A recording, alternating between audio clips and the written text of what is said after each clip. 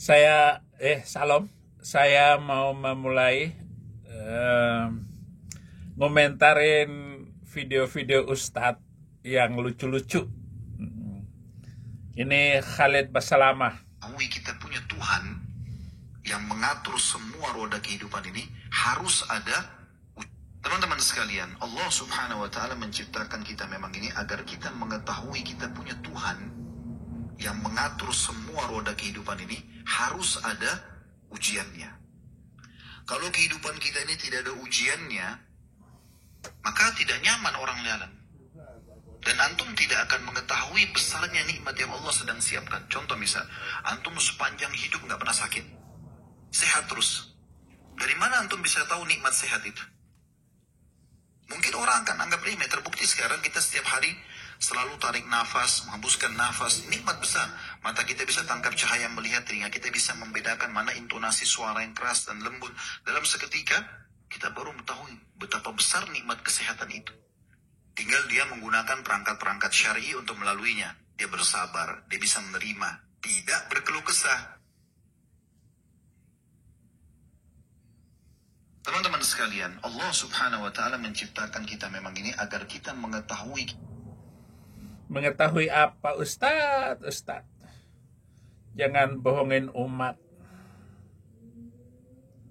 Bolehkah menikahi adik dari istri? Kalau sudah cerai dengan istri atau istri meninggal boleh. Kasusnya adalah Utsman bin Affan menikahi setelah meninggalnya Ruqayyah Ummu Kalsum, kan? Berarti boleh, nggak masalah menikahi adik ipar. Dan ini sebenarnya juga dalam sebagian buku-buku fikih, kalau pasangan meninggal dunia, misal istri meninggal, maka memang alangkah baiknya kalau iparnya masih ada. Nabi kamu mau mengawini adik dari Maria Kibeti, tetapi dilarang oleh Umar bin Khattab. Jadi hukum haram mengawini adik ipar itu karena larangan Umar bin Khattab untuk tidak mengawini Maria Kibti. Itu yang terjadi. Tetapi Muhammad mengawini Ruqayyah, meninggal, kemudian dikawin dengan adiknya kepada Utsman bin Affan. Jadi Dzunnurain adalah kehormatan bagi Utsman bin Affan karena mengawini kakak adik anak Nabi Muhammad itu. Dan otaknya memang culas karena Utsman bin Affan ini kaya raya. Jangan sampai hartanya itu, akhirnya begitu, saudara-saudara, kakak beradik pun meninggal, gitu. Meninggoy. Kawinin aja. Memang hukum Islam tuh. Dia nikah sama iparnya. Karena ipar itu adalah tantenya anak-anaknya sendiri. Itu akan Jangan kan kakak beradik, menantu aja boleh. Menantu dikawinin sama kanjeng, dan contoh kanjeng sendiri.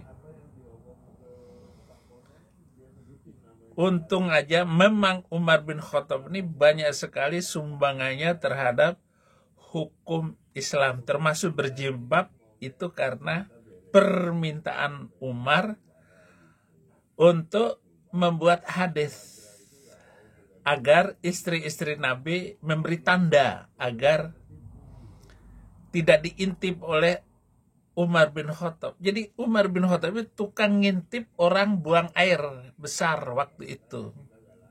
Jadi dia bisa ngelihat bagaimana kemaluan wanita waktu itu. Tetapi dia tidak mau karena Saudah ini wanita yang tinggi. Oh, pasti ini Saudah. Jadi dia tidak berani melihat kemaluan istri Nabi. Sedangkan Nabi itu sendiri adalah menantu dari Umar bin Khattab. Aduh. Oke, terima kasih ya. buat lebih menyayangi anak-anaknya, gitu kan? Seperti itulah. Tapi hukumnya boleh secara syar'i. Boleh juga dia nikah sama orang lain. Ya, Cuman udah. Saya nggak mau bahas lagi komentar kamu ini. Tapi memang saudara-saudara, bagaimana peran Jibril saat ini? Allahu alam. Saya nggak pernah ketemu Jibril. Jibril itu malaikat yang bertugas membawa firman dari Allah kepada Muhammad. Maka ditanya, apa peran Jibril sekarang ini sebagai malaikat yang membawa wahyu dari Allah, sedangkan nabi terakhir hanya Muhammad. Jadi sudah 1400 tahun Jibril nggak ngapa-ngapain, jadi nganggur. Malaikat yang sedang nganggur adalah Jibril. Maka ditanyalah tadi, apa peran Jibril sekarang? Nah, dijawab oleh Ustadz ini, wallahu alam, saya nggak tahu apa tugasnya, dan saya belum pernah ketemu dengan Jibril. Pinter. Saya nggak tahu, gitu kan? Kita tidak tahu. Jangan tanya yang di luar batas manusia. Nabi Muhammad SAW saya tidak tahu kapan Jibril datang. Tidak pernah tahu. Datang tiba-tiba ya baru Nabi tahu, gitu kan?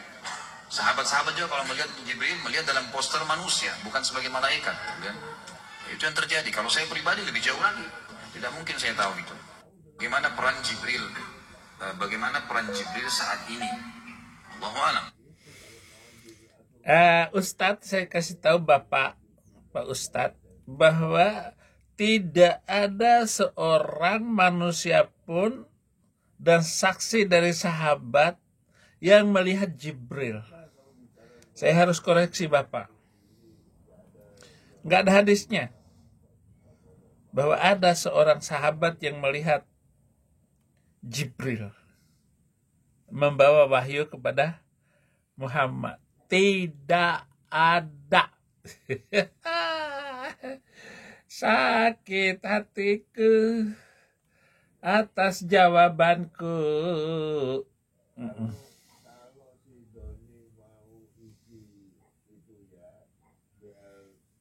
Gimana ya? Gak boleh ketika beristighfar dengan niat untuk meminta ampun selain untuk diri sendiri, tetapi juga untuk orang tua dan untuk orang-orang yang pernah saya gibahi. Sekaligus boleh. Seperti kita bilang Allah maghfir lil muslimina wal muslimat, itu boleh kan? Tidak ada masalah. Kita minta ampun untuk seluruh kaum muslimin, boleh. Apakah boleh ketika beristighfar dengan niat untuk meminta ampun selain untuk diri sendiri, tetapi juga untuk orang tua dan untuk orang-orang yang pernah saya gibahi? Sekaligus boleh. Seperti kita bilang Allah maghfir lil muslimin. Boleh aja. Orang hadis mau lo. Nggak apa-apa, ngomong apa saja. Dia bertanya gini, boleh nggak setelah memohon ampun untuk diri sendiri, lalu memohon ampun kepada orang lain dan untuk orang lain? Ya gitu aja dijawab susah-susah. Boleh. Barang siapa yang melakukan hubungan suami istri malam Jumat, Kamis malam, maka pahalanya sama dengan membunuh 100 Yahudi. Ini dari mana hadisnya? Ini hadis maudhu, dusta. Nggak pernah ada. Sudah kalau mau berhubungan aja, nggak usah bawa hadis. Apalagi 100 Yahudi. Ini siapa? Jadi ada hadis yang diataskan Nabi Mr. M, kalau berhubungan badan malam Jumat, maksudnya Kamis malam Jumat besoknya, maka sama dengan bikin ngek 100 orang Yahudi. Kata Ustadz tadi, wah itu hadisnya maudhu, terputus, hadis palsu. Mana ada begitu? Kira-kira begitulah hadisnya itu. Dijawab oleh beliau, itu hadis palsu. Nah, sekarang saya tanya, itu hadis sahih sekarang ini. Ada hadis yang mengatakan bahwa kiamat belum akan datang sampai batu bisa ngomong.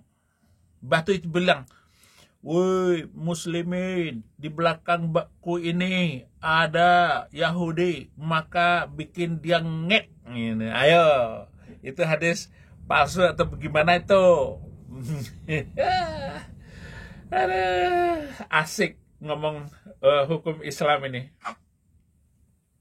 Benar hadis yang berbunyi barang siapa yang melakukan hubungan suami istri malam Jumat, Kamis malam, maka pahalanya sama dengan membunuh 100 Yahudi. Ini dari mana hadis? Ini hadis maudu dusta. Nah, Ya, mau dusta, mau apa, saya nggak peduli. Yang penting saya komentarin dulu hadis-hadis khotbah-khotbah kamu ini, Ustadz. Kita menuju kekacauan dari agama itu. Nggak apa-apa. sholat wajib. Kalau sholat sunnah boleh. Fatwa ulama membolehkan kalau seseorang itu membaca Al-Quran. Karena ada hadis yang berbunyi almar'u maliku li nafilatihi, seseorang pemilik ibadah sunnahnya.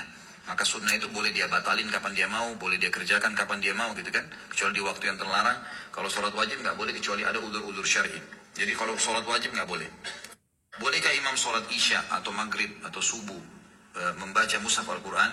Kalau sholat wajib, Allah alam, yang saya tahu tidak ada pendapat ulama yang membolehkannya. Kalau sholat wajib, kalau sholat sunnah boleh. Fatwa ulama membolehkan kalau seseorang itu membaca Al-Quran. Karena ada hadis yang berbunyi almar'u maliku li nafilatihi.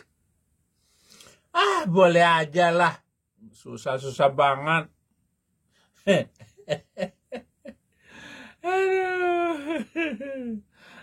Ini penutup untuk... Saya cari ke agama Buddha, saya cari ke agama Hindu, saya cari ke agama Katolik, saya cari ke agama Kristen. Saya nggak dapat Tuhan itu siapa. Lah kenapa? Karena nggak memuaskan akal. Yang tadi saya cerita, saya keluar dari agama Katolik karena nggak muasin akal. Hindu sama, Buddha sama, Katolik sama, Kristen sama. Yang saya belum cari cuma Islam. Akhirnya saya memberanikan diri cari ke Islam SMP kelas 3. Yang saya dapetin apa? Pulang dari sekolah, tiba-tiba saya dikeroyok 7 orang, digebukin gak sempat balas. Karena saya cuma sendirian yang ngebukin saya 7 orang. Setelah saya digebukin, saya nanya, minimal kasih tahu saya alasan kenapa saya digebukin. Orangnya jawab, karena mata musipin. Gitu kan ya. Oh, berarti ini yang diajarin sama orang muslim ini. Orang Islam. Dia cari agama Hindu, agama Buddha, agama Katolik, Kristen, tidak memuaskan nama Tuhan itu siapa. Nah sekarang ya, mata sipit, dengar baik-baik ya. Tidak ada seorang nabi pun di dalam Alkitab yang memperkenalkan nama Allah Subhanahu wa Ta'ala itu adalah pencipta langit dan bumi. Enggak ada. Satu-satunya nabi yang memperkenalkan bahwa pencipta langit dan bumi ini adalah Allah Subhanahu wa Ta'ala adalah Nabi Punggung 25. Nabi Punggung 25 itulah yang mengajarkan nama pencipta langit adalah Allah Subhanahu wa Ta'ala. Dan ini bohong. Bohong besar. Nama Tuhan pencipta langit itu Allah Subhanahu wa Ta'ala. Katanya Allah itu maha segala. Ya kan? Kenapa Allah Subhanahu wa Ta'ala itu mengizinkan Nabi angka 25 itu, nomor punggung 25 itu menikahi menantu? Berarti Allah Subhanahu wa Ta'ala itu maha cabul. Bejatullah hu ta'ala. Subhanahu wa Ta'ala. Dia adalah cabulullah sallallahu alaihi wasallam. Haleluya. Terima kasih, Tuhan memberkati.